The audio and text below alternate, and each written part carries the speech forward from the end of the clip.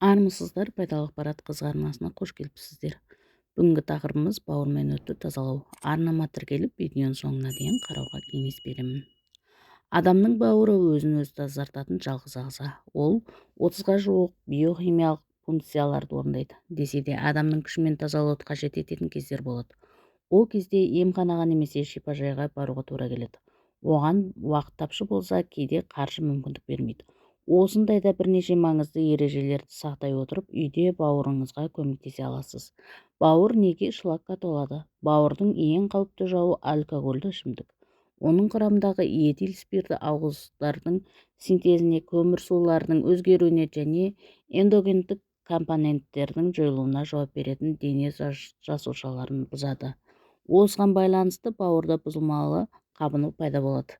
Кей жағдайда токсикалық улану мен дәрі-дәрмектің әсерінен де бауыр ауырады. Дұрыс емес тамақтануда әсер етеді.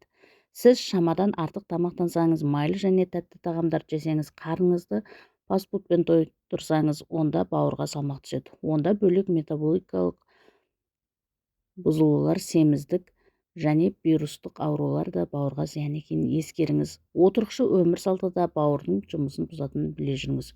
Бауырдың шлакқа толғанын қалай білеміз? Егер теріде проблема болса, жүрек айныса, қыжыл және кекіру мазаласа, іш қатса, ауызға ащы дәм келсе, онда сізге бауырыңызды тазалауға тура келеді. Бауырды қалай тазалаймыз? Бауырды тазарту үшін дәрігерлер дәрі-дәрмек тағайындайды, арнайы диета ұсынады. Ал егер үй жағдайында бауырды шлактан, токсиннен тазартуды таңдасаңыз, онда мына кеңестерді орындаңыз. Дұрыс тамақтану. Тамақтану мәзіріңізді қайта жасауға тура келеді.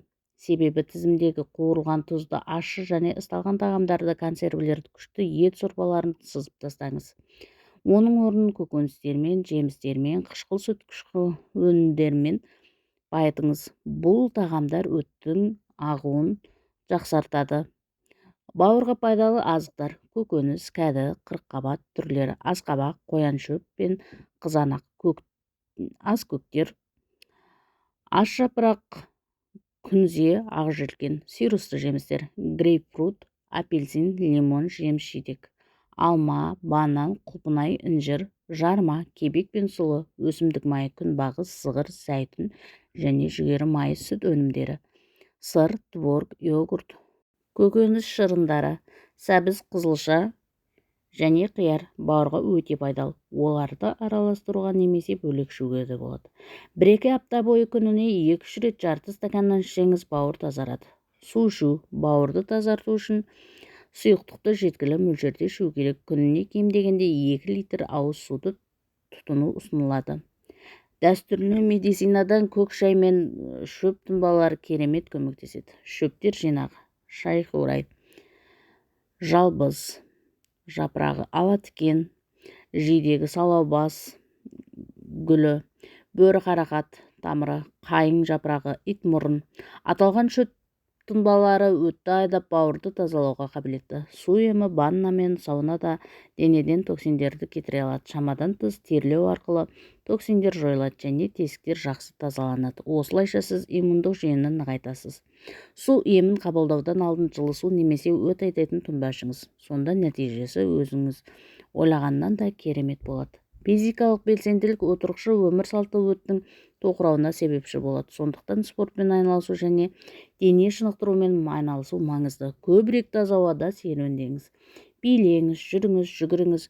Күнделікті режим мен тыңғылықты ұйқы, тамақтану және физикалық белсенділіктен басқа жақсы ұйқыда бауырдың саулығы үшін маңызды. Бір уақытта ұйықтауға тырысыңыз. 6 сағаттан артық ұйықтаңыз. Бауыр ұйқы кезінде белсенді жұмыс істейді. Қандағы майларды кетіреді және улы заттарды шығарады. Ерекше белсенділік түнгі сағат 1-ден 3-ке дейін жүреді. Тазалау кезеңінде Е және С дәрумендерін, сондай-ақ антиоксиданттарды қабылдау ұсынылады. Қосымша заттардың дозасымен қолдану ұзақтығын емдеуші дәрігер ғана тағайындауы керек. Бауырды тазартудың әдістерін қолданып көргеннен кейін сіз өзіңізді жақсы сезінесіз және терідегі өзгерістерді байқайсыз. Кімге бауырды тазалауға болмайды? Холецистит, панкреатит және гепатит кезінде бауырды тазалауға тыйым салынады. Оған қоса жүкті немесе емізулі әйелдерге жасауға болмайды. Дәрігерлер қызба және жүйке аурулар, қант диабеті, жұқпалы мен вирустық аурулар бар адамдарға бауырды тазалауға рұқсат етпейді. Ендеше ауруды асқындырып алудан сақ болыңыз. Ескерту: халық емін қолданбас бұрын міндетті түрде дәрігермен кеңес алыңыз. Арнамдағы басқа да пайдалы ақпараттарды, денсаулық жайлы видеоларды қарауларыңызды сұраймыз. Алдын ала рахмет. Алла разы болсын. Келесі кездескенше сау саламатта болайық.